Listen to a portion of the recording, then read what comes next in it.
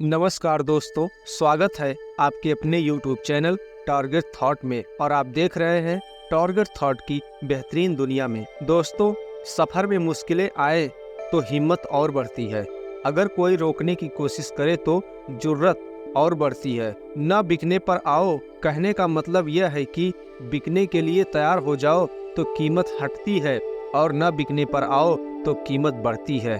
दोस्तों, वीडियो को शुरू करने से पहले अगर आप हमारे चैनल पर नए हैं तो प्लीज़ चैनल को सब्सक्राइब करके बेल आइकन जरूर प्रेस करें, जिससे कि हमारी हर आने वाली वीडियो का नोटिफिकेशन आप तक पहुंच सके। तो दोस्तों, बहन मायावती जी का प्रधानमंत्री बनने का पंच महापुरुष राजयोग शुरू हो गया है।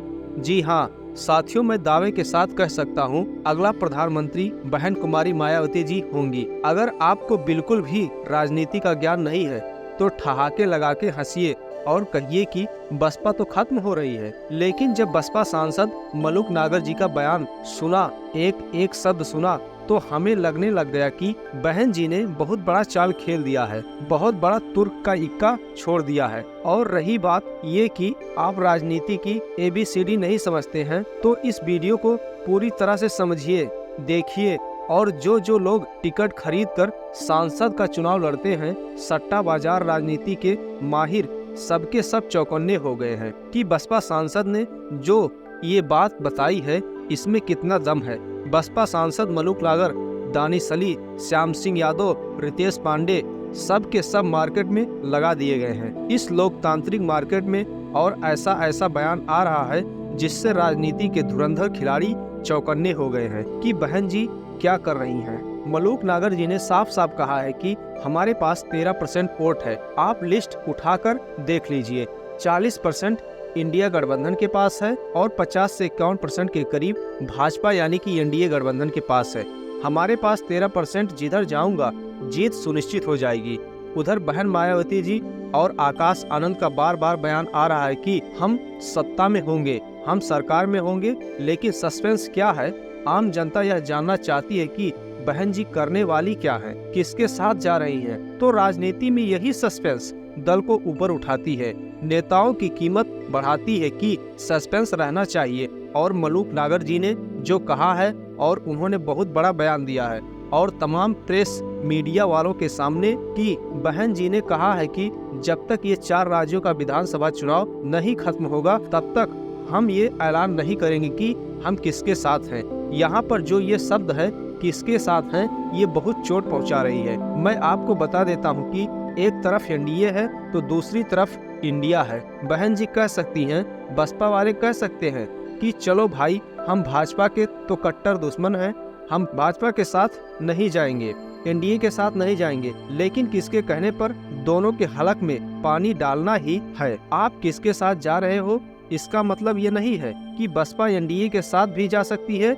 यानी बसपा सरकार में रहेगी और जिसको जितनी जरूरत है अपने जरूरत के हिसाब से ऑफर रखो। हमें क्या बना रहे हो, हमारे सांसदों को क्या बना रहे हो, ये पहले क्लियर कर दो, तब हम तुम्हारे साथ आएंगे। ऐसे ही नहीं लोग कहते हैं कि बहन मायावती जी राजनीति की माहिर खिलाड़ी हैं।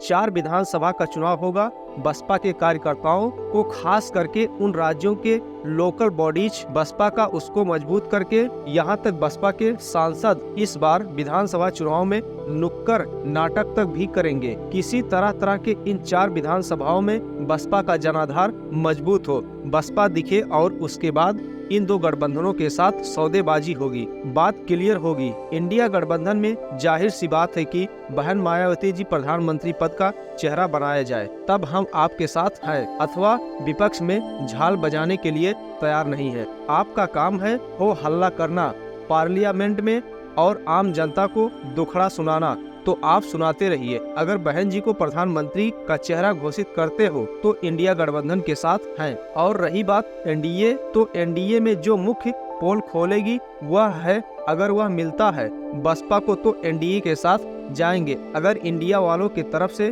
कोई सस्पेंस नहीं आएगा तब आखिर में एनडीए के साथ। और ऐसा ही लगता है जहां पर यह कहा जा सकता है कि 4 विधानसभा चुनाव के बाद हम किसके साथ हैं, ये कह सकते थे कि नहीं इंडिया वालों के साथ हैं और मजबूती के साथ खड़े रहेंगे। लेकिन उनके साथ बातचीत होगी, बहुत तरह की बात होगी, घुमा फिरा के कहा जा सकता है लेकिन इंडिया नहीं कहा जा सकता। किसके साथ? यानी दो गठबंधन है, यानी कि एनडीए और इंडिया। और बहन जी को अगर प्रधानमंत्री पद का चेहरा बना देती है इंडिया गठबंधन, क्योंकि मलूक नागर जी ने कहा है कि एक ऐसा इंडिया गठबंधन है, कहीं पर आम आदमी पार्टी और कांग्रेस लड़ रही है, तो कहीं पे सपा तो उनके और दल लड़ रहे हैं, तो कहीं पर क्या पता नीतीश कुमार की भी कोई गारंटी नहीं है। बिहार में ऐसा मलूक नागर जी ने नीतीश कुमार का नाम नहीं लिया, लेकिन जो बिहार की राजनीति में यह कहा जा सकता है कि नीतीश कुमार पलटू राम हैं, ये कभी भी पलट सकते हैं। तो इंडिया गठबंधन में स्टेबिलिटी नहीं है, यह क्लियर कर दिया मलूक नागर ने। और एनडीए सरकार है सत्ता में, तो कहने का मतलब यह है कि 4 विधानसभा के बाद चुनाव के बाद बसपा की कीमत बढ़ेगी और ताकत बढ़ेगी और फुटेज मिलेगा टीवी पे भी, मीडिया पे भी। इस वीडियो में इतना ही। वीडियो कैसी लगी है कमेंट करके जरूर बताइएगा। और आप सभी साथियों का हमारा वीडियो देखने के लिए बहुत बहुत धन्यवाद।